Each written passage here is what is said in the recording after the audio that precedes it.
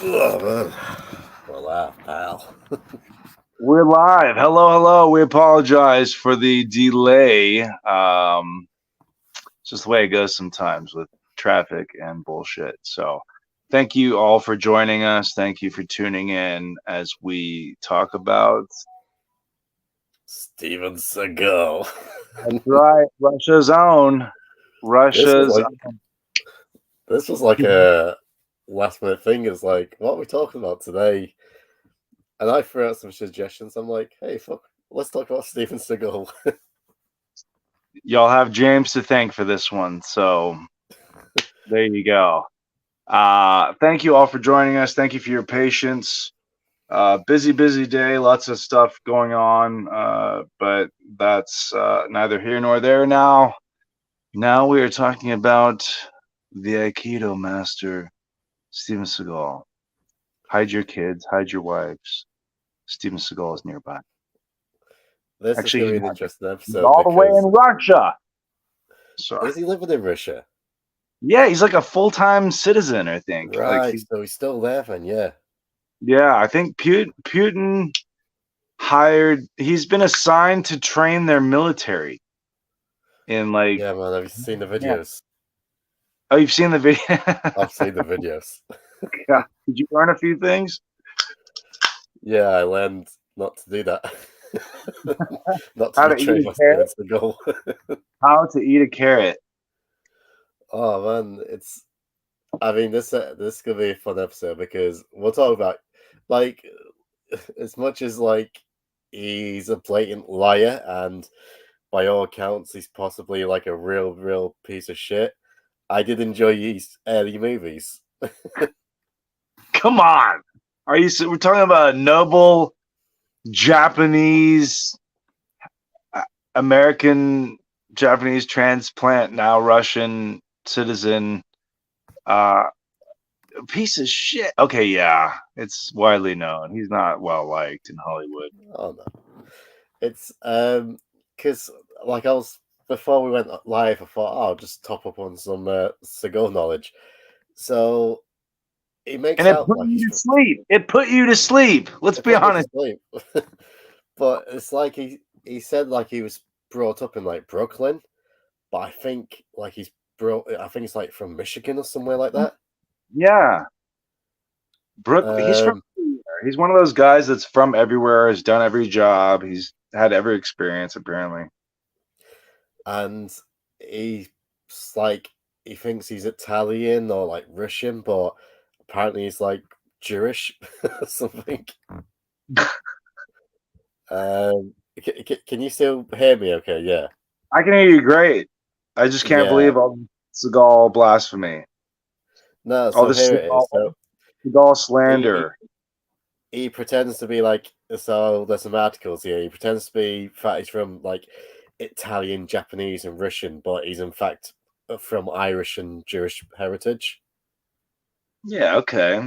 So he's a mutt. So so so I don't know where to start. I How don't many know if times has we're he having been just to married? talk about sorry. How many times has he been married? Because from what I gathered, he was married to So a this is the Japanese thing. woman, and then he was married to like a lady in like New Mexico or something, and then he was like married to someone in LA, and this is like all at the same time or something. I don't know. It's very confusing.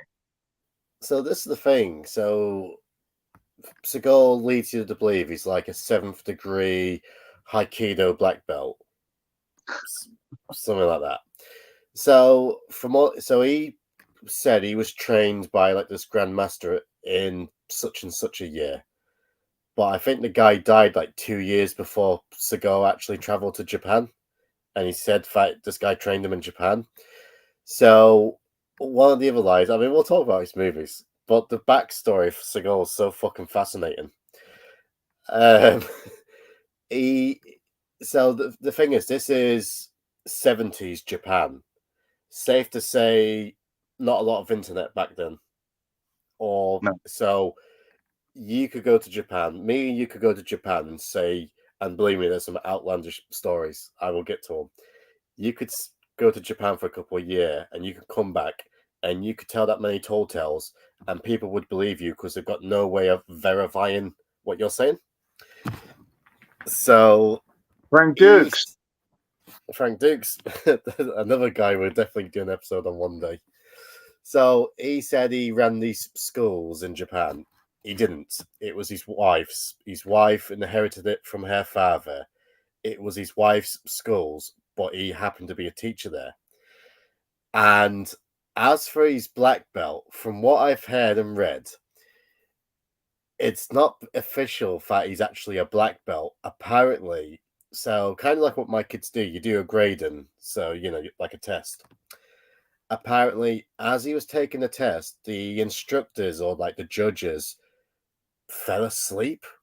They wasn't watching him, and because he finished his thing and they was ashamed that they fell asleep, they just gave him the marks.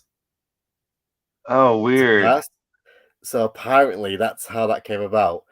Some of the other stories was that he had a battle with the Yakuza over a dojo, like for ownership of this dojo, and that it was an American mafia or Irish mafia helped him out in this war with the Yakuza, and it wasn't like an all-out brawl with guns. Apparently, it was a one-to-one battle with like Yakuza members. And he beat them all? Well, according to Seagal. So what you're saying is that he's basically like the real-life Chunk from Goonies grown up. Yes. But he does know some martial arts. I mean, we're not taking anything away from the fact that he is seemingly a credible martial artist. With what credentials, I don't know exactly. I'm not the biggest Seagal mark, but especially early on in his career, he did have some hits, right? I mean, there's a reason we're talking about him. He did have some hits, and he very much looked credible on screen. He brought something very different. I've come to think that there are certain martial arts that are better conditioned for cinema. One of those main ones, I think, is Taekwondo, because it specializes in kicks. It's flashy. Very flashy, right?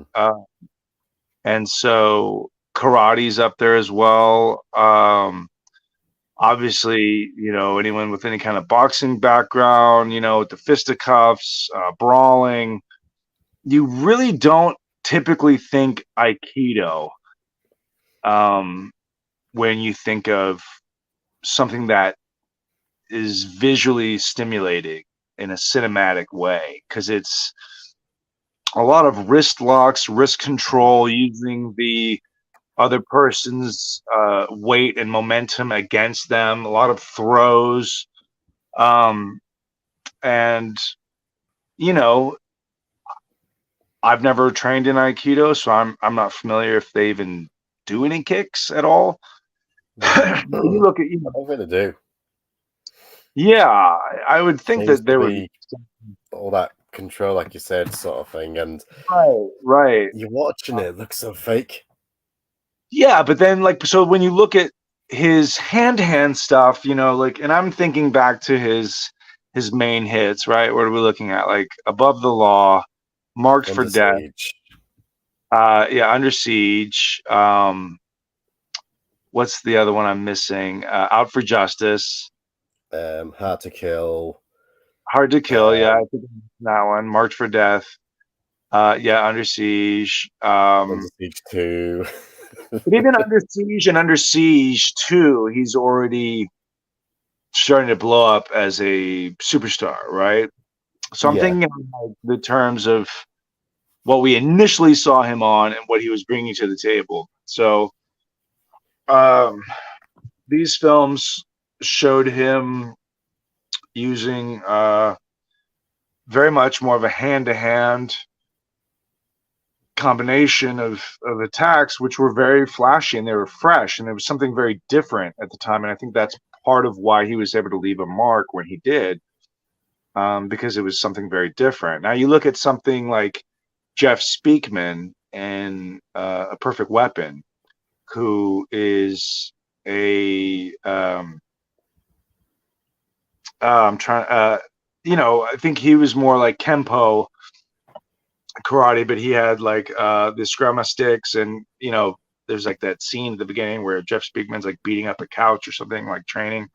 But he didn't obviously reach the levels that like a Seagal did. So Seagal brought, for as limited as an actor as he is, he did bring a different kind of swagger. And if you He's can about call 6'4", isn't he? He was a tall guy. he's a tall guy. Yeah, he's a tall. He's a big guy, especially now. He's definitely a big guy. But so like back then he had like the greased, like slicked back ponytail, and very much looked like an Italian type star. And so it was something fresh, it was something different, and he happened to capitalize on it. And so certainly not taking anything away from that. I mean, these were all films that we loved, and in a lot of ways we still do. So but then he started to really pick up momentum, and like you said, started to do like the Under Siege films. Was it On Deadly Ground, I think, was kind of the environmentalist Native That American. I've got I've got to talk about his appearance on SNL, where he has been labeled the worst ever guest, and Yeah. they said that he would bring in his own stunt team to fight them. Well, hold on, let's back up. First of all, they presented him with plenty of skits that they were thinking, hey, look, like this is going to seem like we're making fun of you, but that in turn is actually going to make you more endearing, because that's what we do here. It helps if you're cool making fun of yourself. And he refused to do that.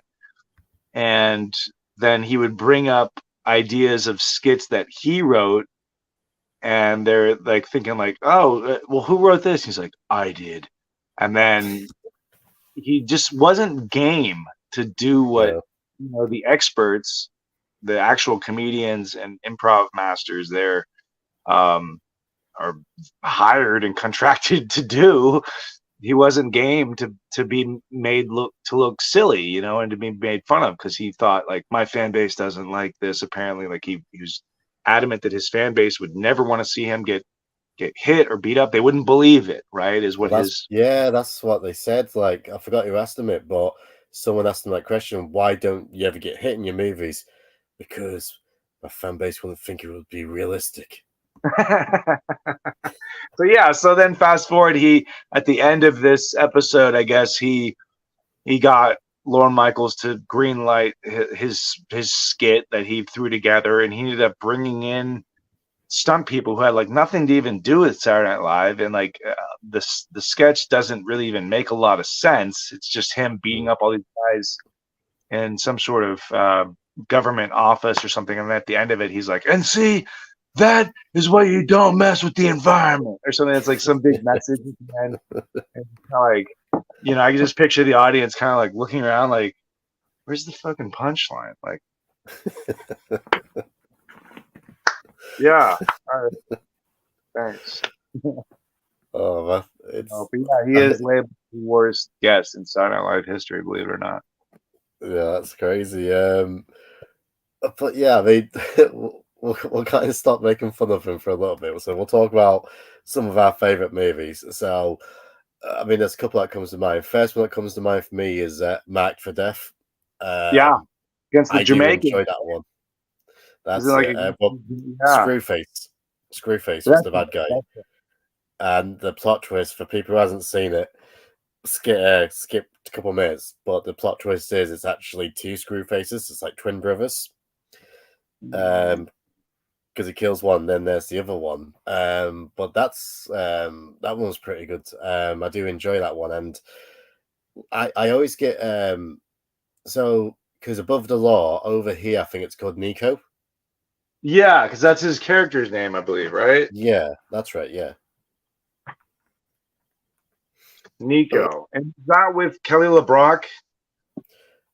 No, I think Hard to Kill's with Kelly Hard to LeBrock. Kill. Okay. Because they ended up getting hole in one. They ended up getting married, right? Like they were married for quite some time. They had a child together, a Well, daughter. well, that was it. Because so he's married to first to the Japanese lady. I Oh think they yeah, had two kids, and okay. he always dreamed of going back to the States to be a movie star. So his wife scrimped and saved like every penny what she could get, sent him to the States for him to achieve his dream. He ended up marrying this other lady while he's still married to the Japanese lady. Is this the woman in New Mexico? I think because he had, like I, lived in New Mexico, I think, for a little I bit think or something. I think so. Okay, Then I don't know if that was when he hooked up with Kelly LeBrock or he hooked up with someone who broke him into Hollywood, and then he got with Kelly LeBrock.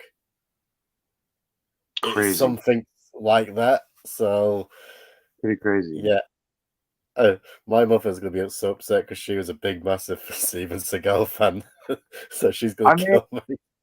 a lot of the moms liked him. They liked the ponytail. They liked the no nonsense, straightforward kind of street guy. The leather jacket. He was the real deal in a lot of people's eyes.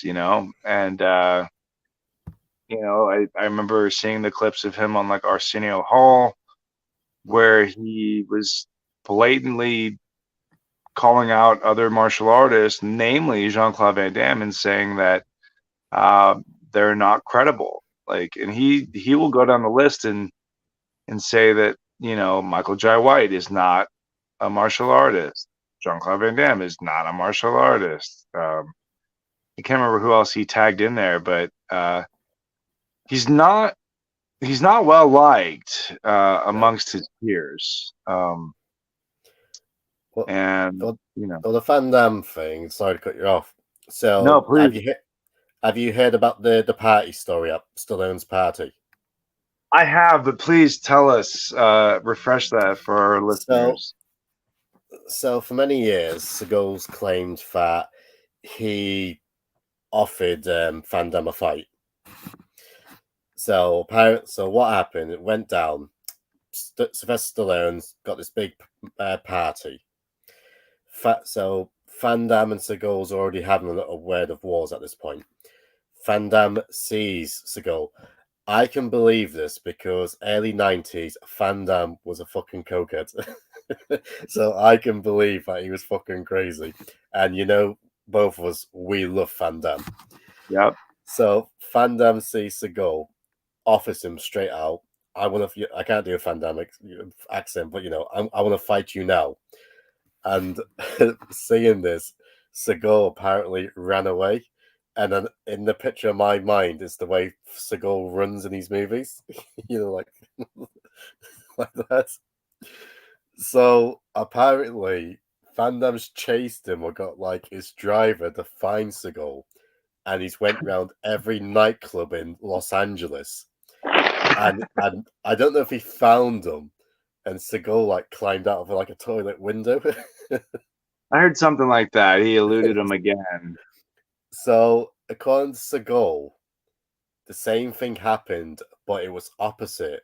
It was Seagal who was chasing Van Damme. Of course. So I forgot which interview it was, but they asked Stallone about it. So Stallone's got he's not in either camp. He's just, he's smack in the middle. I'm And he guessing he leaned more towards Jean Claude, but go ahead. probably now, especially because they've done a movie together. Right. But Stallone was 100%. He said, Van Damme's story is the truth. Like every word Van Damme says is the truth. And like I said, Van Damme was that much of a cokehead back then. I can imagine him going around every nightclub in Los Angeles trying to find Seagal. Yeah. Yeah, I believe it as well. Well, let's so what would you say is your favorite Steven Seagal movie if you had to pick one? And yes, the Um, recent State of the Show of the last decade and a half. You can pick one of those too, even though they're all pretty ridiculous, and he's only in the films for maybe 10 minutes total, even though he's on the cover.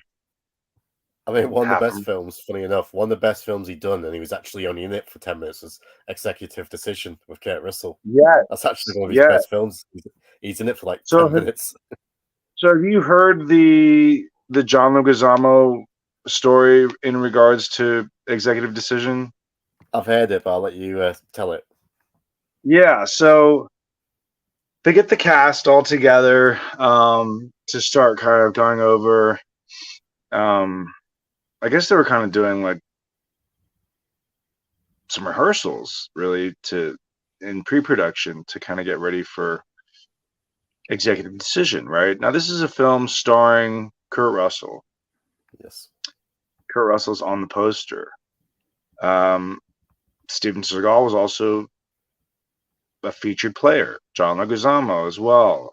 There's quite a few names in this cast. Yeah, a Chinese guy. What's it called? B Wong or something like that. He's been in a few films. Not B Wong. He was in Jurassic Park. Oh, B Wong. Okay, yeah. Is it B Wong? His name? Let me check down. Otherwise, I'm going to sound like a racist. No. Yeah, no, you already gave it's B.D. Wong, if I remember right. Oh, yeah, B.D. Wong. Okay, perfect. Yeah, I was close. I'm not a racist. Yeah, Oliver Platt, David Suchet. Yeah, Platt. Halle Berry. Yes, Halle Berry. It did pretty good numbers, I think. It was a success at the box office. No matter, regardless of how confusing it was, but it's since been known for other things which happened off screen. So they all meet, the main cast all meet up, and you can see these interviews online because John Leguizamo loves to tell this story, and where as they're all meeting up, pretty much for the first time, Seagal comes up to everyone and says, "Hey, I just want you all to know I'm in charge here. Whatever I say goes. I'm the one in charge here." Like, basically, like, and Leguizamo thought he was kind of joking. He was like, Yeah. "Wait, serious? Like, who the fuck is this guy? You fucking kidding me?" And he rifles off like a karate chop or kick or something to Leguizamo. Something. Yeah, slams him up against the wall. Yeah. And kind of hurt him. And he was like, "What the fuck? Like, what the fuck is this guy?" Right? Takes himself totally serious. And I think, if I'm not mistaken, he had a bigger role written out. Like, on paper, I think his role was bigger, but he was such a headache to deal with, and nobody liked being around him, that they end up killing him off in the first 10 minutes, right? Like, he only is in the first 10 minutes. Yeah. Now, to give his character a slight bit of redemption, his character does seemingly kind of sacrifice himself for the betterment of the team, because it's essentially like an airplane. They're locking up with another plane, unsuspected. Yeah, that's it. Like some sort of a vacuum tunnel type thing that they crawl through, and something's going on where they have to break free, or it's gonna like cause some sort of catastrophe. And Seagal essentially they're like, "We're not gonna make it," and he's like, "You are, I'm not," or something. And he like closes the latch, and then like the tunnel breaks away, and you just see this little like fly off. This little person just fly off into the sky, and he's dead. And it was so shocking to the audience, right? Because they were sitting here thinking like, it was when I watched it. It was shocking to you when you saw it? Yeah, I was like, unfortunately, I heard that happened before I got a chance. Someone had spoiled it for me. I can't remember, but it then became a thing where you're like, well, I gotta see this. Like, are you like, that's absurd, right? Fuck, you man, kill that's big star. It's not like the only time he's ever been killed. That's a good question. No, I think it is. No, he's been killed in Machete. I think he was in either Machete or Machete Kills. Right, I haven't watched Machete, you see. Yeah, I think he bites the dust pretty gloriously in one of those. Right. But you sit there wondering, like, what would it take to convince this guy that he should die on screen, right? Much less play a villain, because in his eyes, he's a very honorable man. There's There's one another. Steven. There's one Steven Seagal fan in the chat, and he is upset with us. Don't be upset. We're just calling We're it just like telling we. stories. His Seen name's his name's Art Vanderlei, and he's like he's not happy, and I'm like, we're just telling the stories, mate. We're not taking anything away from the We like these films movies. that we like, Still, but like, look, we like these movies up to 1996. let's be honest here. I mean, when was the last movie he made that was worth a watch? They're a joke. You know, he's barely moving. He's obese. He sits down for most of his films. He's barely moving. If he's barely in the movie. He did a movie with Rob Van Dam, Operation like Special Ops or something like that. Or something like that. Yeah. Sniper Special Ops, I think. Yeah. And the marketing was fairly clever, right? Because it's like Van Damme. Van Damme, yeah. And you're sitting there thinking like, huh? He's in the movie for less than 10 minutes, and he's like sitting for like half of it. He's barely doing anything. He's holding his gun in a very questionable manner for anyone who's had any kind of gun experience, especially for anyone who's been in any kind of military with any kind of military background. You would laugh at this film. You would laugh, and it has like Dale Dyes in it, who's a legit military guy who's used in tons of war films as a correspondent or a technical advisor. It's a silly movie, right? It's a very silly movie. So, Sniper Special Ops, for those of you who are Rob Van Dam fans and want to see him. I don't know that he even shares any scenes with Seagal, believe it or not, but he's definitely much more of a star in this movie than Seagal is. We'll have to bring Rob on. Like I wouldn't say we talk every day, but I do talk to Rob like on and off. Sure. So we'll have to invite him on one day and like talk about his movies and like if he has got a Seagal story. I think I tried bringing it up one time in the cafe, and he was quick to shy away from it. Right. So, can you blame him? Well, speaking of another Rob, so have you heard Rob Schneider's story? Oh, I love this story. Go ahead. So I don't know what movie was it they must have been doing together. I'm trying to think. No, I think Rob Schneider was doing a movie with like Keenan Ivory Wayans, I think, because I think it was the Wayans brother was telling him this story when they were in the trailer together. Right. Are you talking about the Dalai Lama? No, I'm talking about Seagal apparently came out with this trailer, and I don't know if he told it to Rob or he told it to the Wayans brother. He told Rob, but I thought he told Rob Schneider. You see. And he said, "I've just read this greatest film script I've ever read." Oh, right. And Rob's like, "Really? Who wrote it?" "I did." That's right. Yeah. That one is funny. I thought you were going to talk about the this was also told by Rob Schneider in an interview, I believe. Keenan Ivory Wayans and Seagal, I believe, did Glimmer Man. I've heard of that, yeah. And so apparently they were in the trailer together, and Seagal had paid some ridiculous amount of money to like the Dalai Lama Foundation, in which it awarded him to be deemed a deity. That's right. Yes, Dalai Lama, yes. Right? Like some sort of, you give some sort of contribution to the Dalai Lama Foundation. We'll award you a deity.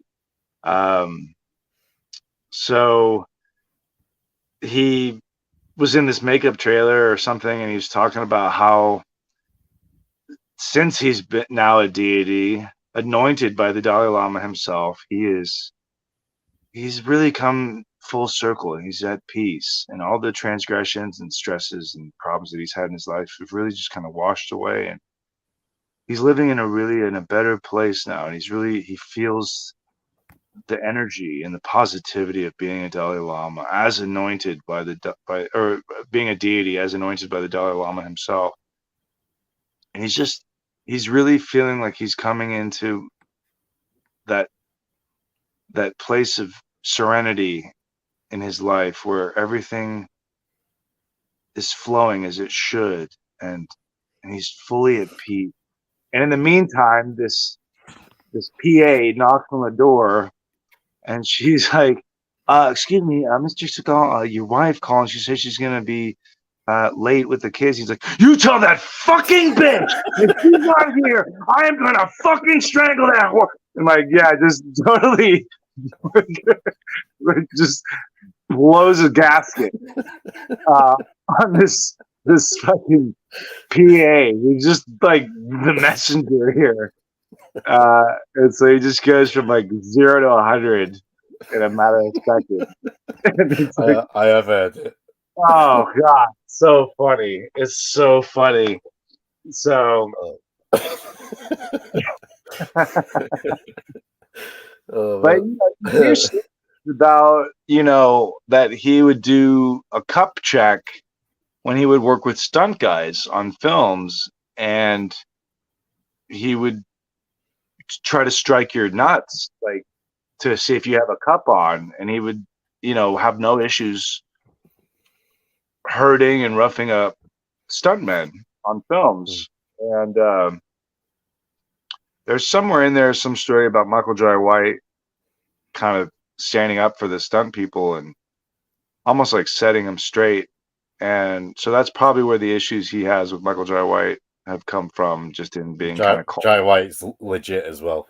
Yeah, I mean, come on. He's legit. What he black belt, taekwondo, kickboxing, so many forms of martial arts. He's like a black belt, like and he's legit. Multiple, Dan. Multiple. Yeah. So, totally legit. And yeah, like I can't remember who the other actor was, but yeah, there's been a few instances where Seagal has taken liberties on stuntmen and messed them up and not really apologized or just kind of walked off. That's not the way it should be. I mean, it's especially when you're working with people who are there to make you look credible. Well, I heard so there's the rumor that some sort of shady, I don't know if it's the mafia or something, they kind of struck up a deal with Seagal where they was funding some of these movies. So Hard to Kill, Above the Law, them sort of movies. And a lot of the people he was fighting in the bar with was actually like mafia members who wanted to be in movies. I don't know if you've heard of that one. No, I haven't heard this one.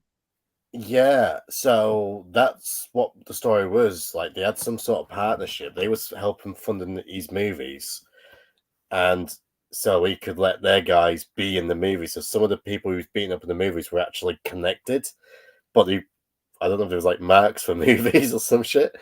And one thing led to another, and that's why his movie budgets started going down, worse and lower and lower, because the partnership ended somehow and you had to do something to get out of it. I don't know the full details, but it was something along them lines. But it's so crazy, I can't help but believe it's true. It's pretty crazy. It's pretty outlandish, but I wouldn't put it past Seagal. Have you heard the Gene LaBelle story? I have. There seems to be different versions of this. I know Ronda Rousey has told one of these stories because I think she has some relation with Gene LaBelle. I don't know if they're actually. Yeah. Okay. So they're very close, but Yeah, go ahead. Oh, so basically, Seagal said no one could ever knock me out or put me to sleep or tap me out. So Gene Right. LaBelle said I'll do it. So Gene LaBelle, one of the founding fathers of MMA. You know what I mean? If not the founding father, Yeah. and he put him in a lock and Seagal tried to low blow him. So LaBelle went on to put him asleep, and while he was asleep, he shit himself. Yeah, I heard. Yeah, that's what it is. He crapped his pants. And then he woke up and he smelled it and he turned to Gene and said to Gene, "Did you shit yourself?" And everyone was Oh, like, "No, you did." yeah. I mean, of course, he would never admit that, right? I mean, Oh, he called Gene LaBelle a pathological liar, or it's rather he's lying, or he's got people to lie for him. He done an interview with Ariel Harani, who used to do the UFC, yeah. but he does you've heard of him. Yes. He interviewed Seagal, and that it was Seagal's own words.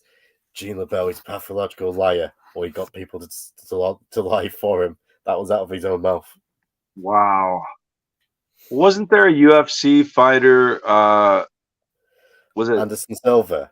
Anderson Silva? Yeah, who So, all so credited with claim helping to him. train, Yeah, but and but Silva, to Anderson. his credit, has said yes. The goal actually helped me with a few things, like showed me a few techniques. So Joe Rogan spoke about this. So Joe Rogan says Anderson Silva back then couldn't speak a lick of English, Oh wow. and he said because Silva's such a nice guy and he doesn't like to offend anyone, he would say yeah, yeah, yeah, yeah. That's the goal, not knowing what was being said. Oh wow. I mean, I might be wrong, and Joe Rogan might be wrong, but that was according to Joe Rogan, and he knows Yeah. these fighters a lot more than I do.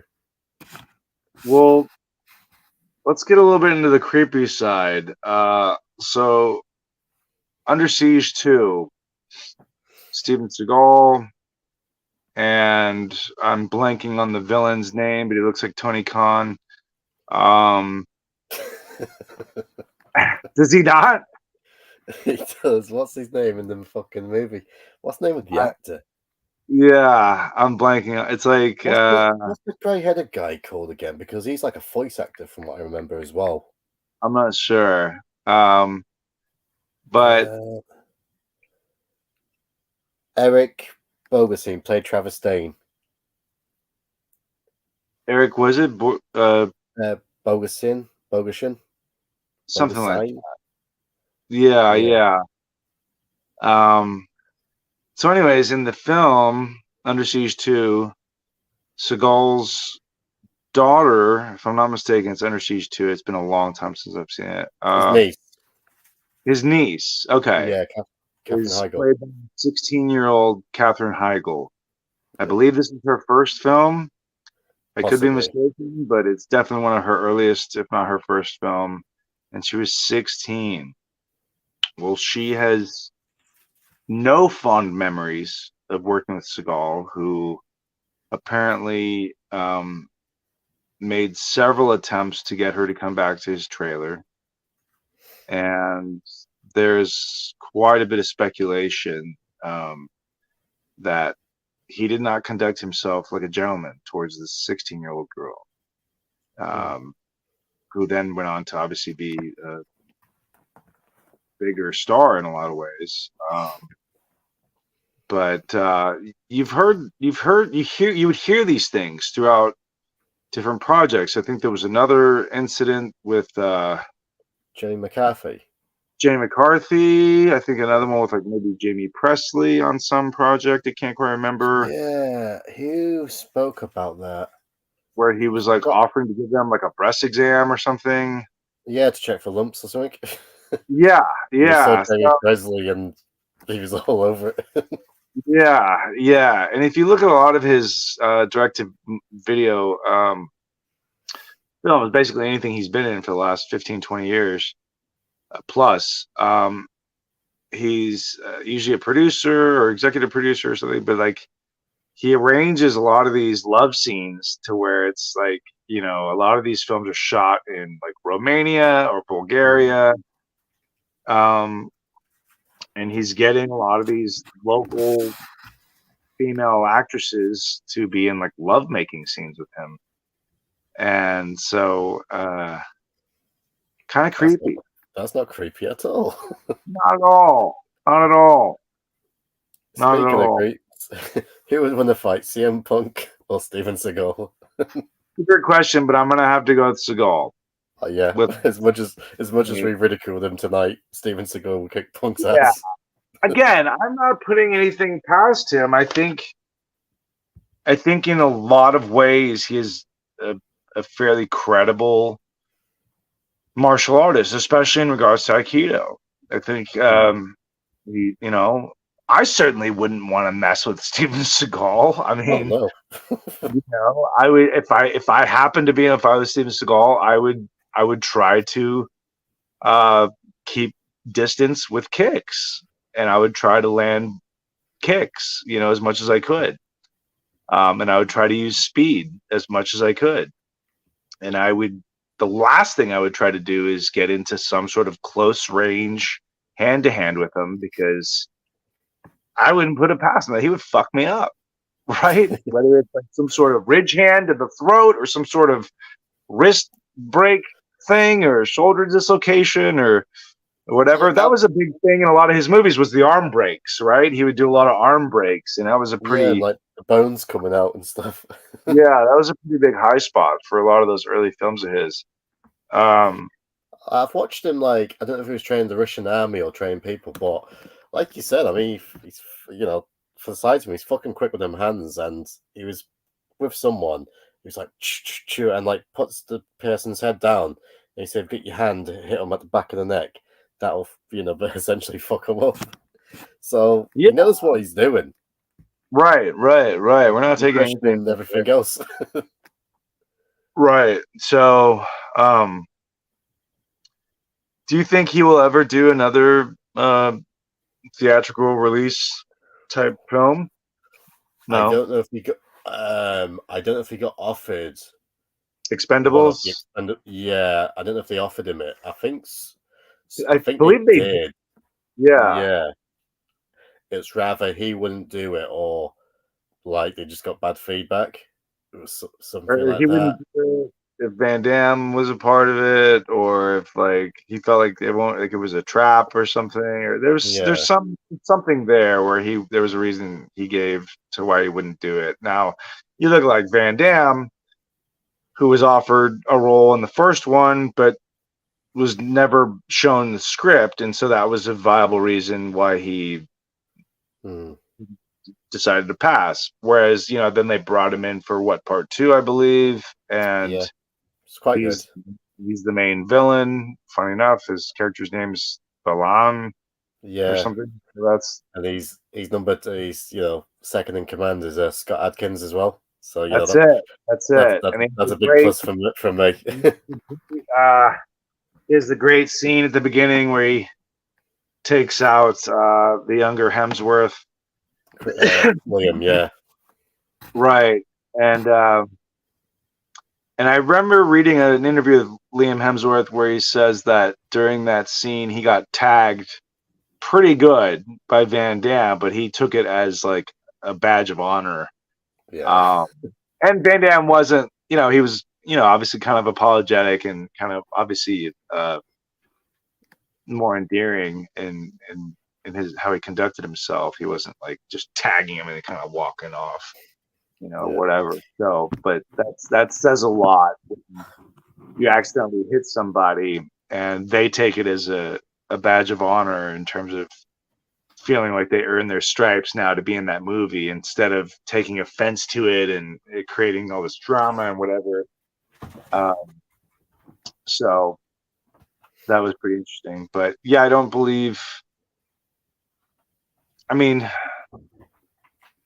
who knows what it would take, right, to get Seagal? I mean, he must feel like everyone is against him, I feel.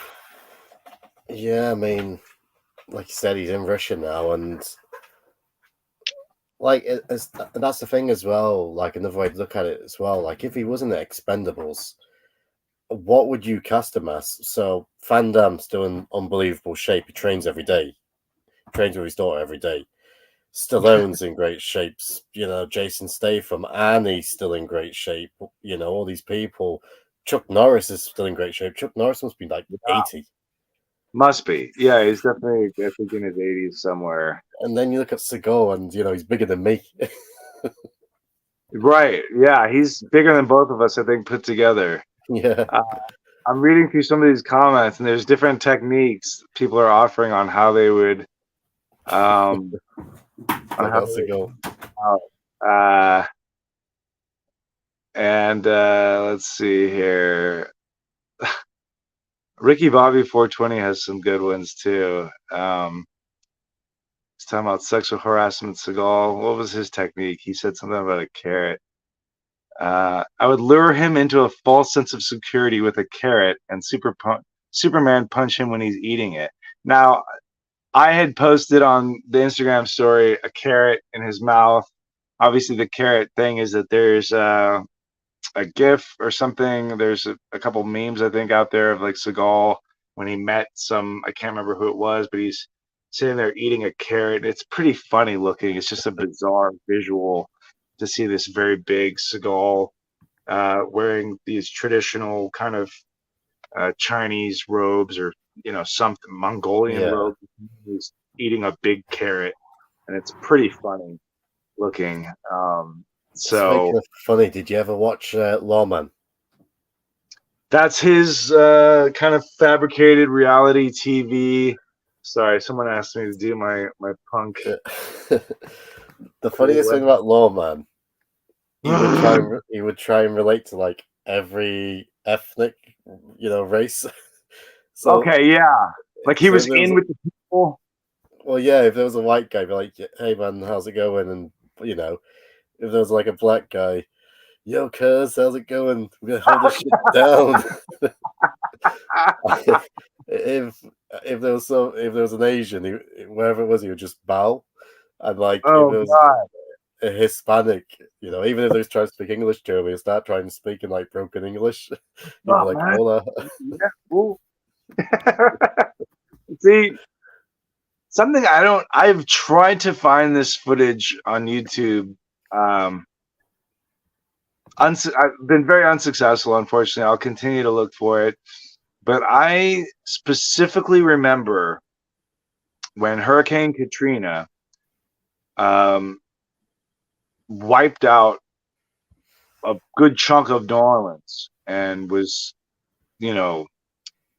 destroying that portion of Louisiana. Because I was like about to hop in the car and drive from Austin to Shreveport, I believe, for an audition for a film called The Guardian with Kevin Costner and Ashton Kutcher. Yeah.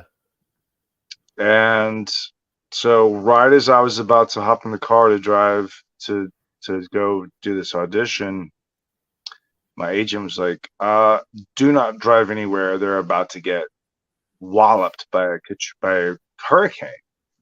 And so for the next several days, we're watching the news with all the live feeds and news coverage of Hurricane Katrina.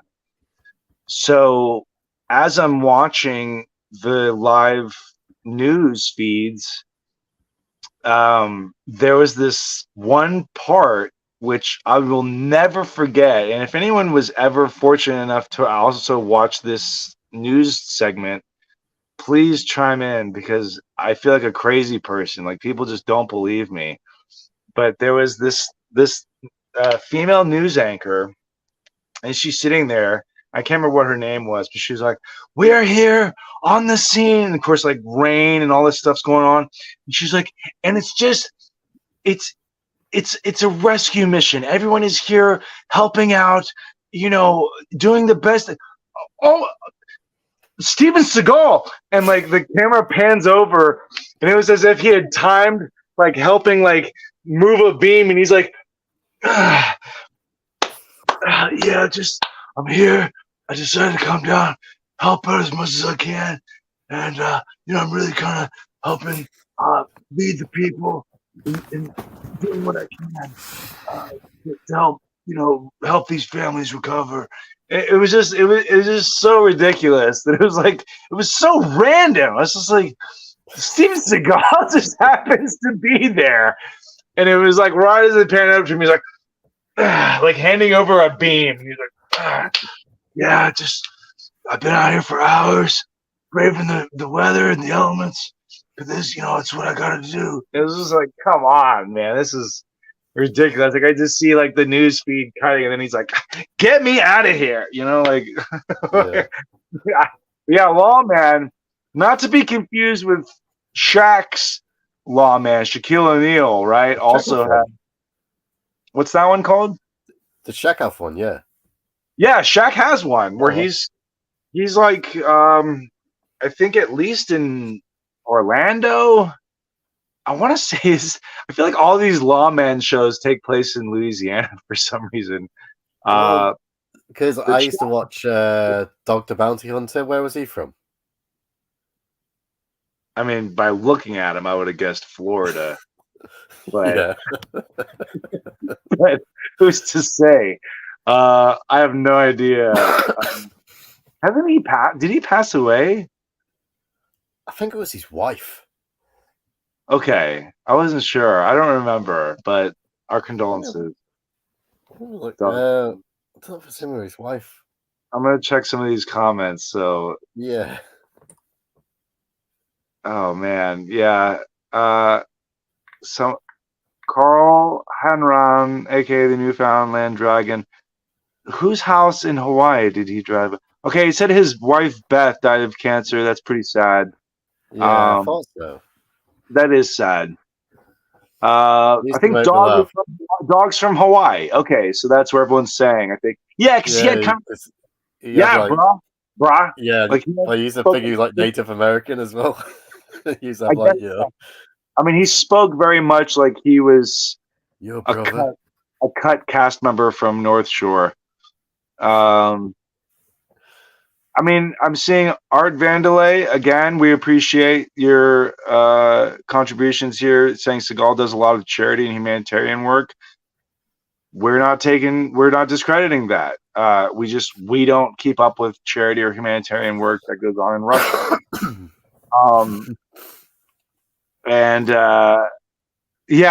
Spiro, you're right. It very much was like a Family Guy cutaway. It was ridiculous. South Park episode of Steven Seagal. The South Park episode, yes. Oh wait, no, is it Family Guy or South Park? No, it's South Park. Oh yeah, they're making fun of him, and he's like crying because he's getting bullied or something. Yeah, is that right? Yes. Oh god. I'm sure it's Cartman. He just like ridicules him. He makes him like break down. Yeah, it's really funny, and he's like. Something with guns, I think. I can't remember that episode. I think I only saw it once. I don't remember everything, but I just remember him being like in the gym and the assembly's watching him and he's just crying. That's all I remember from it. I need to watch that one back. Yeah, that would be a good one. So we're near in the end. So if we had to make a list, I mean, there's probably only 5 good Steven Seagal movies. But if we had to do like a top 5 Steven Seagal movies, how are we looking at? So probably best to go from number 1, I think. So would you say Under Siege number 1 or? No, I mean, are we talking box office or like if someone was, hey, pop in a Seagal movie? What do you Yeah. We thinking Belly of the Beast here? Like, what are we thinking? Mind you, if you're not familiar with Belly of the Beast, it has one of the most ridiculous opening scenes where he like dives and slides like across, and it's hilarious. Apparently, they like put him on a rug and like pulled him, and he's just like sliding across the ground like he's some sort of like super espionage thing, and it's hilarious. I think Tommy Lee Jones is great in Under Siege. And fucking what's her name? Boosty. Yeah, I can't remember her name. Fucking Playmate. Yeah, was she a play? Okay, yeah, I think you're right. I thought she Yeah. was like, yeah, yeah, Coming out that birthday cake. yeah. I don't. Again, I'd have to go back to Erica Elinak. Is that okay. That sounds right. I wouldn't have guessed that, but that makes sense. Damien Chapper's in that movie. Oh yeah, he is. Who was? Damien Chapper. Damien Chapper played Ken in the Street Fighter movie. Oh, interesting. Okay, I wouldn't have recognized that name just off of, you know. Yeah. Colm Meaney's in it as well. I forgot about Who? him. Colm Meaney, the Irish guy who's in like Star Trek. I'd have to see him. He's playing fucking Fritz in the new Von Erich movie. Oh no, you're thinking Holt McCallany. Oh, I thought Colm Meaney was playing him. No, Holt McCallany. No. Holt McCallany is playing Fritz in the Von Erich movie. Oh, right. I thought it was him. My mistake. Holt McCallany is amazing. Right. Now, I would have to go with either March for Death.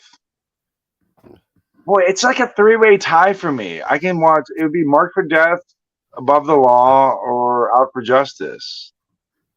Which one's Out for Justice? Because I think that's the one. Or no, that's the one where he's. Because they're all three weird titles, and I get mixed up. Bobby, you're looking for Bobby Lupo, and I think he has like the pool ball that he puts in the sock, and he smashes the dude's face. They're all fairly interchangeable. March for Death seems to stand out though, just because it's like him versus like the Jamaicans, and like it has a similar kind of look to Predator 2. Because Hard to Kill to me is different than the others as well, because he's in a coma for like 10 years. Okay. Because that's with Kelly LeBrock. Yeah. Okay. What's it called? It's like Mason Storm or something like that he's called. Oh, what a name. I don't remember. Is that where Ryback got his name from? Casey Ryback from Under Siege? Is that where, Ryback got his name from? We should have him on and ask him. Oh, definitely. Well, for me, so if I had to say my top 3 or top 5, Under Siege, Hard to Kill, Nico, as we call it over here, but that's Above the Law everywhere else. Night for Death, Under Siege, Hard to Kill, Above the Law, and number 5. I actually enjoy Under Siege 2 as well, believe it or not. Yeah. And I wouldn't mind revisiting Glimmer Man. I think I only saw it once, long time ago when it first came out. I don't remember anything about it.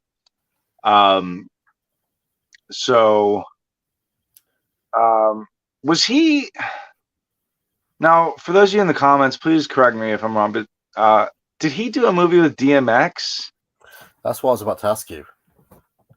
Yeah, I thought he did. It was like in the trailer, it was like X gonna give it to you. It was like on like a 4-wheeler or something. I don't know why I'm thinking Seagal's in that movie. No, I think he done one because Cradle to the Grave, that was with Jet Li, if I remember right. Right. I went through a big Jet Li phase in the early 2000s. I could not get enough of Jet Li movies. Yeah, he's pretty awesome. Exit Wounds. Exit Wounds. Yeah, duh. 2001. Yeah. Okay. 18 million at the box office. That wasn't bad. Later on, Seagal appeared in a movie, one of DMX's last films, and that was Beyond the Law. Right. So, and also Sean Kanan, Karate's bad boy, Mike Barnes, appears in a very throwaway role in that film. Yeah. I believe Beyond the Law also featured Scott Farkas from The Christmas Story. I'm blanking on his name. He's in Freddy vs. Jason. The brother, yeah. I'm blanking on his name. I'm embarrassed. But Beyond the Law. That's like the last movie he's done. Yeah, I think he died 2019. But Seagal. Seagal, like a villain in that as well. What are some of y'all's favorite films? We'll try to read some of these comments and see is Glimmerman worth a rewatch? I know some of you are saying Executive Decision, but let's think something that features Seagal for more than 10 minutes. So I guess that kind of excludes a lot of his films over the last 20 years. Eagles is promoting Renee's podcast. Drinks with Dupree's happening right now. That's nice. I'm sorry, what's going on? Renee must be drinking. He misses us. Must be tough times over there at the cafe. It is tough times at the cafe at the minute. He flipped the light switch and it went from open to closed. Is that it? Yep. I can't say I've seen full Steven Seagal film. Ishmael, you're not alone there, pal. Although I have seen, but I'm sure there's plenty of people who like I couldn't tell you a single. John Messner, that's who is in Beyond the Law. Thank you, Charles Stephen Arnest. I was trying to think of who the lead is in that. You're right, it's Johnny Messner. It was a pretty legit. I think he looks pretty legit as a action lead. We would love to dedicate an episode to Nick Cage. You're absolutely right. We don't know if it'll be next. Dethrone, thank you for the comment.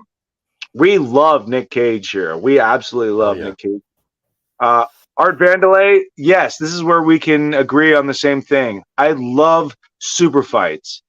It is one of my favorite of the seasonal, the 7, I believe, seasonal films that they made in America. I absolutely love super fights. I think Keith Vitale is plays a great heel in that film. He's a very Vince McMahon-like bad guy in this film, Super Fights.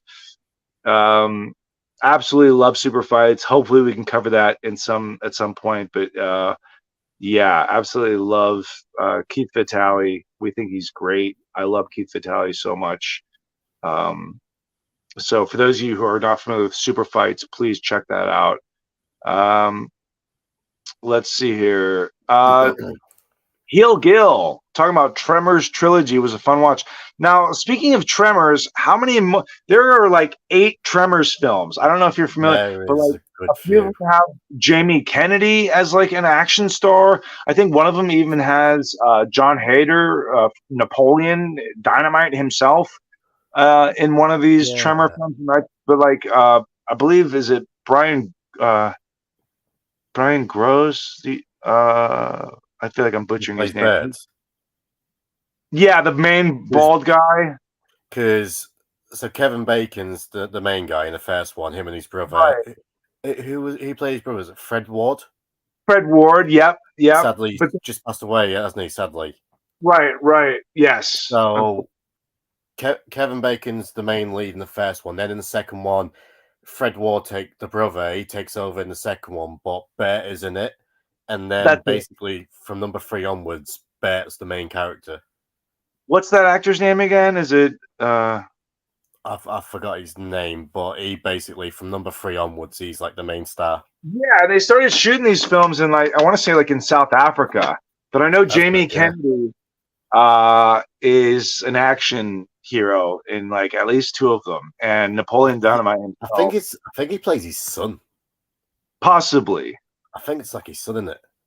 Yeah, it's like Burt Gummer, I think, or something is the character's name. Maximum Conviction. Why does that sound familiar? I feel like that's Seagal written all over it. That's a 90s action movie. There is a it's Steve Austin and Seagal, I believe. Right. Charles Arnest for the win here. I believe. I haven't seen that one, but I do remember. Gross. Yeah, all Steve Austin film. Michael Gross played Bert. Michael Gross. That's who. That's what I. Okay, that's what I thought. I'm just trying to scan back on some of these earlier comments real quick. Spiro Leokouros, I apologize if I'm butchering your last name. I'm not sure if Belly of the Beast is about Seagal's digestion, but it will definitely give you indigestion watching this. It's hilarious though. It's pretty funny bad. Art Vandelay, again, I agree with you. Out for Justice. It's a true classic. I wouldn't mind revisiting a lot of these early Seagal films. They are still pretty badass. Sniper Special Ops. Yes, we talked about that one. If you're a Rob Van Dam fan, check it out. If you're a Seagal fan, be prepared to only see him for less than 10 minutes, and he doesn't get up. He's like sitting down and holding a gun ridiculously bad. Oh, there's one movie, like one of the Romanian movies he does, and he is literally fighting someone while he's sat down in the chair, and he's like, but he's sat in like a chair on wheels, basically. Oh, God. Here's a question from Dethrone. Question for James. Would you let Steven Seagal give free martial arts lessons to your son? No, I want my sons to succeed. I mean, if it was like say the dojang that your kids train at, we're like, we are offering a free seminar. Steven Seagal, funny enough, we're one of our. We have a connection with him. He's offered to come give a free seminar to the children. Oh no, You I would can't go. tell me you wouldn't be down. I would go. I would go. I would ask for a lesson. Oh God, yeah, you would sign up all of a sudden, and yeah, man. Steven Seagal. As much as we ridiculed him tonight and took the piss out of him, it's Steven fucking Seagal. I know. I mean, for all we he's a fucking like.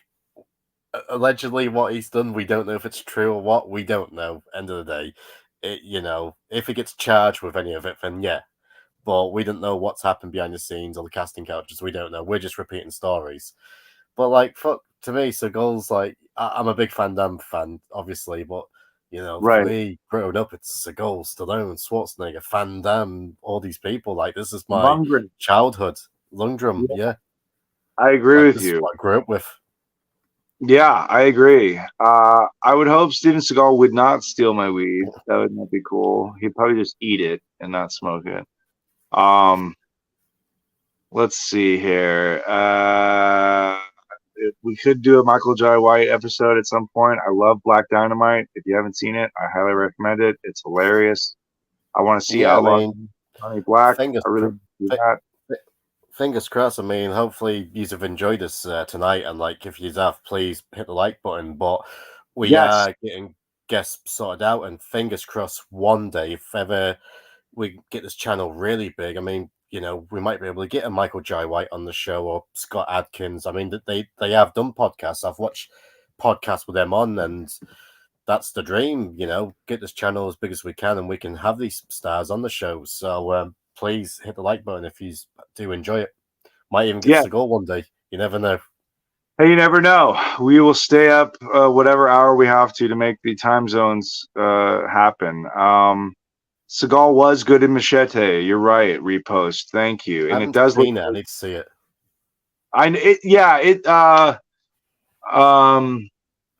Don Johnson. It's Machete films are interesting. I love most things Robert Rodriguez that don't involve a bunch of kids saving the day.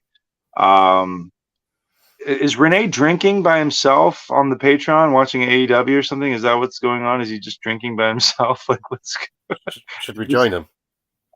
No, you can. I mean, let's surprise him and wash off all this Seagalisms. But I guess maybe Horns. Is he on there? Is he on the cafe? What's going on here? Maybe you can get RJ from No Retreat. Well, funny you mentioned that. One of the cast members from that movie has messaged to come on, so we'll be getting them on soon. Yes. Keep an eye out for that. Yes, we mentioned Exit Wounds with DMX. Rest in peace. Let's see here.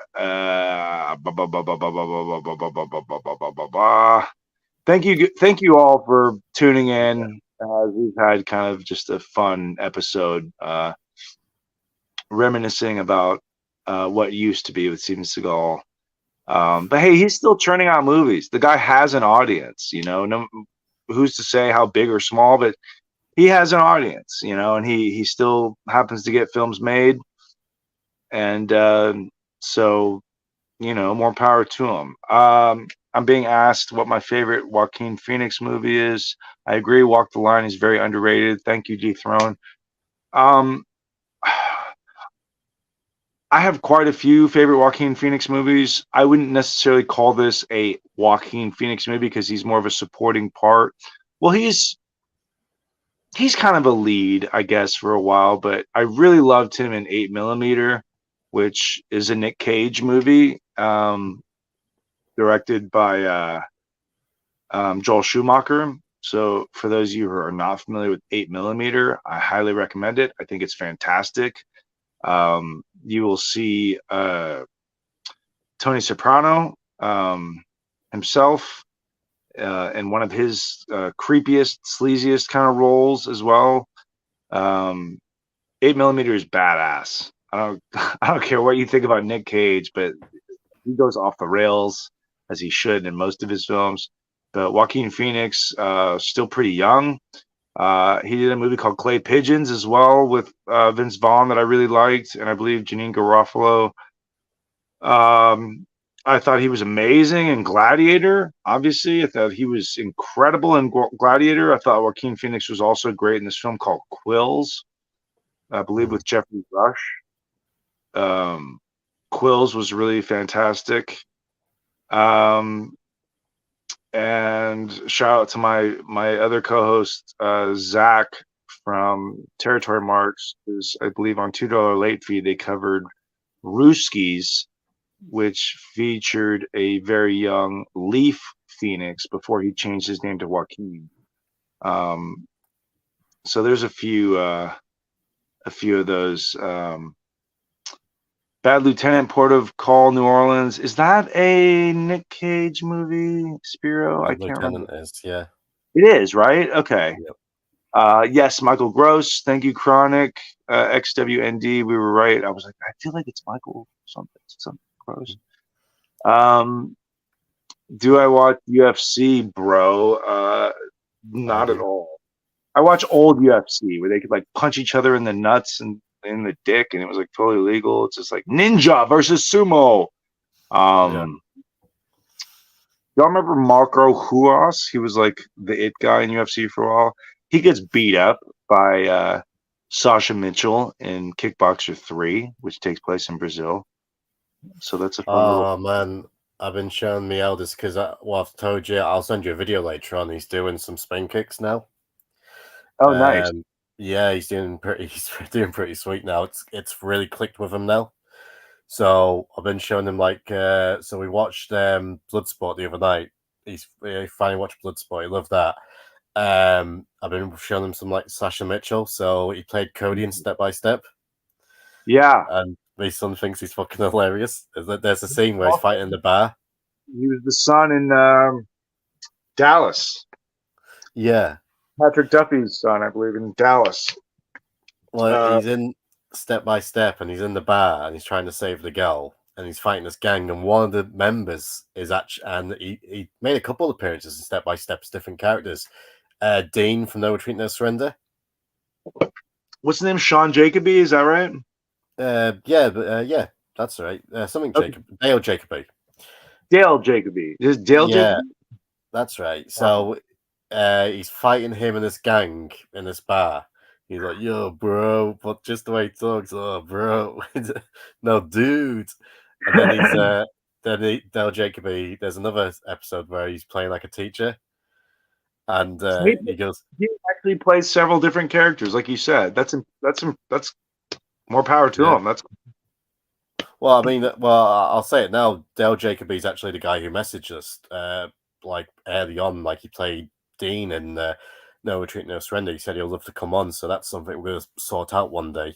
Yes, we want to look up on more of his filmography. I know he did a couple other martial arts films that I definitely would like to see. Oh, Ring of Fire. Ring of Fire. With Don the Dragon Wilson. Yes. So that was the first one. Man, it was weird. Second one's really fucking weird because the way they filmed it. Of Ring of Fire? You've seen these? Yeah, they're on YouTube. See, I'm not the biggest Don the Dragon Wilson fan. I feel like he I'm is not. kind of dull. I just don't think he has like a lot of charisma, and I don't Who know. did he challenge out recently? So there's the YouTube channel, Viking Samurai. Right. Great channel. And who did Don the Dragon Wilson challenge someone? I don't know if he challenged Van Damme or someone. In The Last Kumite, which is in post production. If y'all aren't familiar with The Last Kumite, it has a who's Yeah, of action stars, including Cynthia Rothrock, Matthias Hughes, Michelle um, Kesey, isn't it? Michelle Kesey, um, what's his name, the star of No Treat No Surrender. I'm Oh, blank. Kurt McKinney. yeah, Kurt Uh, McKinney. I think they've post actually got the music guy from a lot of them 80s action martial art movies as well. Yes, that's right.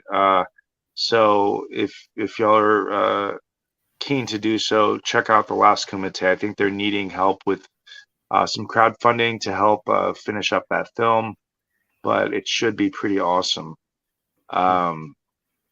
Yes, we are a fan of Snake and the Eagle's Shadow. Very, very cool film. I believe that features Roy Horan as well in that film in a pretty ridiculous death scene. Heel Gill, what do we think about Dune? I like the original Dune. I haven't seen the newer one, I haven't seen but either. but for those of you who are fans of Dune, do yourselves a favor and check out the documentary Jodorowsky's Dune. It's a documentary about the genius counterculture filmmaker, Spanish filmmaker Alejandro Jodorowsky, who basically conceptualized and was set to create Dune back in the late 70s, I believe, before Dino De Laurentiis basically pulled the plug. But he had Pink Floyd attached to this. He had Mick Jagger in some role. He had Salvador Dali playing a role. I mean, this documentary. It's called Jodorowsky's Dune. It's phenomenal, and it'll blow your mind about how much his vision was stripped and prostituted out to other properties. Even there are scenes even in Star Wars, the original Star Wars, that were taken from Jodorowsky's vision for Dune. So if you're a fan of Dune or just a fan of what could have been, please check out Jodorowsky's Dune. It's phenomenal. One of the best documentaries I've ever seen in my life. Well, on that then, we'll call it a night. We are about done. Yes, we love Mickey Rourke. We will try and do a Mickey Rourke episode. I'm a huge Mickey Rourke fan. Love him. Yes, The Spice. Great soundtrack as well. And Dean Stockwell is probably my favorite actor and character in Dune. Yes. Let's see. I'm sorry. I'm just trying to get through all of y'all's comments really quick. Thank y'all so much for contributing and commenting. I apologize we're not able to get to everybody or to read every single comment. We are reading them all, but we're just trying to siphon through them. Yeah, someone suggests Dethrone is suggesting that you cook up a Sunday roast for Seagal himself. So I'm sure you're going to get right on that. Hell yeah. Send him the invite. That's right. I would do a Martin Seagal movie. Yes, repost. I would be more than happy to get beat up and get killed in a Seagal movie, and I would probably wear multiple cups just to protect myself. We'll hopefully cover Rocky at some point. Money Studios, thank you. Imagine if Vince did movies. He does, and they are terrible. If that's the Vince I'm thinking you're talking about, it's WWE Studios, and they're dog shit. Hey man, The Condemned was awesome. Which one? The Condemned? Yeah, don't get me wrong. Those early films, Condemned, See No Evil, Even though See No Evil was pretty lame, but it did decent, I think, numbers. It warranted a sequel. I think it might even had 2 sequels. I know it has a sequel by the Soska sisters. A lot of those early theatrical release WWE films, whatever, great. You know what I mean? I didn't see. Then we got Jingle All the Way 2 with Santina Morella and Was Larry he? the Cable Guy. No. Are you serious? Oh yeah, man! I didn't realize Jingles All the Way 2. Well, Larry the Cable Guy. I didn't know who that was. He must be big in America. But He then I was watched it. a white trash comedian, like hillbilly comedian. And then I was Yes, watching it. Santina Morella popped up. I was like, what? Oh, so he's like a supporting. He's not like a main player or anything. No, he's like a supporting character. Yeah. Oh, I wonder where they got that concept to add wrestlers in smaller parts. Anyways, more on that later. Sudden Death, yes, it's a great Van Damme movie. I've been talking about it quite a bit. Powers Booth is the villain in that. Yes. Van Damme versus Icy, the Penguin mascot of the Pittsburgh Penguins. It takes place at the now demolished Civic Arena, which was the hockey arena in downtown Pittsburgh that had a retractable roof. It kind of looked like the Cobra Terradrome. But yes, Sudden Death is a awesome Van Damme movie. I believe they did a remake or a reimagining with Michael Jai White that's already out. And I think that one might actually be a WWE Studios movie. I don't know. But Jesus Christ. Okay. The Munchies have you bad, Ricky Bobby 420. Well, then I recommend seeing the Roger Corman movie Munchies. It's a Gremlins ripoff. It's a lot of fun. Highly recommend it. Check it out. It's called Munchies. Very much a Gremlins ripoff. Cool. Thank you all. We're going to start winding down. I wish we could get RJ from No Treat No Surrender for an interview. That would be pretty awesome. I believe he's about as easy to find as Turbo from Electric Boogaloo, Breakin' 2, Electric Boogaloo. I can't remember what his name is. Well, next week's episode is rather going to be something similar to tonight, or if the guest I've been talking to, if I can get him for next week work out all right for you as well? Yeah. Hopefully we'll be doing a similar time next week, if not given a day or two. I actually have to go out of town a week from today. I have a show coming up in Chicago for freelance wrestling. I believe that'll be on the Friday of next week, a week from this Friday. And then I'm holding a seminar there in Chicago a week from tomorrow, but I'll be flying out there on Wednesday. So next Wednesday might not work, but we might do Thursday, a week from tomorrow. And I will do that live from my hotel room. So it'll be on the road, right? Cool. Thank you all so much for all your comments. Art Vandelay, thank you. You're a good sport. Nothing, yeah. At the end of the day, if we didn't love something about these characters, we wouldn't waste our time talking about them. Talking about it. That's right. Yes, I thought Will Sasso's Seagal impersonation on Mad TV, hilarious. James, I highly recommend if you haven't seen Will Sasso doing Seagal on Mad TV. It's great. It's super fucking funny. We love No Country for Old Men. Friendo, thank you. Yeah, I'm just kind of making sure we get through a lot of these. Buffalo 66, I have not seen it. I totally need to. Yeah, that's one that I definitely need to see. Along with Buffalo Soldiers, thank you, Mighty Goose. Love Charles Bronson. We definitely need to do an episode on Charles Bronson. He is the fucking man. We love Death Wish here. I didn't even mind the remake with Bruce Willis. I thought that was pretty decent for what it was, but it wasn't Charlie Bronson, right? No.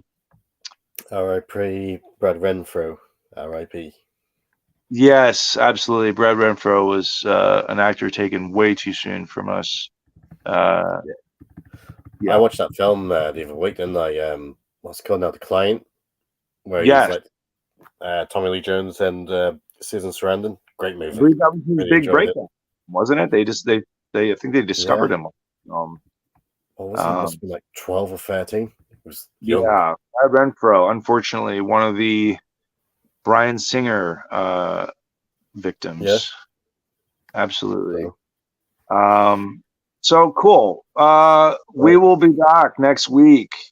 Thank you all so much. Yes, I loved the documentary Smashing Machine. I thought that was really good. Was that Mark Kerr, I think? Thank you, Art. Yes, Step by Step was a lot of fun. We will get to a Sasha Mitchell episode as well because we love all things Sasha Mitchell here, especially Kickboxer 2, 3 with the Mario Brothers overalls, and part 4 with the fake Tong Po played by Kamel Krifa, who you would see as the bartender who gets his throat slit by the spur-wearing villain in Double Impact. He showed up in quite a few Van Damme projects. But yeah, Sasha Mitchell, he's jacked. He is huge. If you look him up, he is like a bodybuilder now. I think I could get him on. I'm sorry? I think I could get him on the show. He would be great. I love Sasha Mitchell. He did The Substitute, I believe. The Substitute movies. Or no, was it Class of 1990? He did one of those, like, I think it was like Class of 1999 2 or something, where he's like the evil cyborg teacher killing students or something. Yes, we like Don Fry here.